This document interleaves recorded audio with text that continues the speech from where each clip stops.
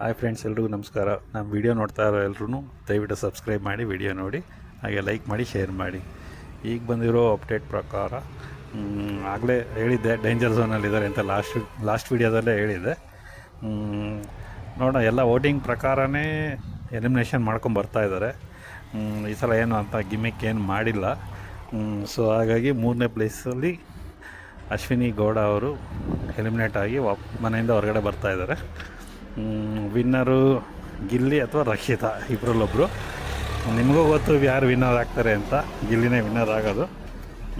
Use craze ಇದೆ ಹೊರಗಡೆ, ಸಿಕ್ಕಾಪಟ್ಟೆ ಓಟ್ಸ್ ಬಿದ್ದಿದೆ.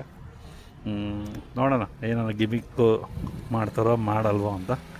ಬಟ್ ರಕ್ಷಿತಾ ಅವ್ರಿಗೂ ಸಖತ್ತಾಗಿ ವೋಟ್ ಮಾಡಿದ್ದಾರೆ ಜನ, ಸಿಕ್ಕಾಪಟ್ಟೆ ಅವ್ರಿಗೂ ಕ್ರೇಜ್ ಇತ್ತು, ಒಳ್ಳೆ ವೋಟಿಂಗ್ ನಡೆದಿದೆ.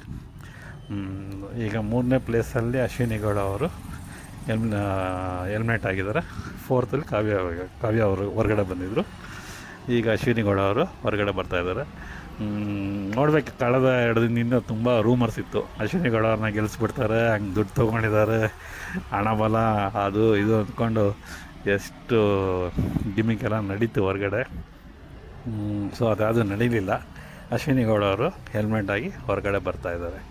ಸೊ ನೆಕ್ಸ್ಟು ಯಾರು ವಿನ್ನರು ಅಂತ ಇನ್ನೊಂದು ಸ್ವಲ್ಪ ಹೊತ್ತಿನಲ್ಲಿ ಅಪ್ಡೇಟ್ ಸಿಗುತ್ತೆ. ಅದನ್ನು ಒಂದು ವಿಡಿಯೋ ಮಾಡ್ತೀನಿ. ದಯವಿಟ್ಟು ಸಬ್ಸ್ಕ್ರೈಬ್ ಮಾಡಿ ಮತ್ತು ಬೆಲ್ ಬಟನ್ ಒತ್ತಿ ಆಲ್ ಅಂತ ಸೆಲೆಕ್ಟ್ ಮಾಡಿ, ಆವಾಗ ನನ್ನ ವಿಡಿಯೋ ನಿಮಗೆ ಬೇಗ ಸಿಗುತ್ತೆ. ಸೊ ಹೀಗೆ ನೋಡ್ತಾಯಿರಿ, ಎಂಕರೇಜ್ ಮಾಡಿ. Thank you very much.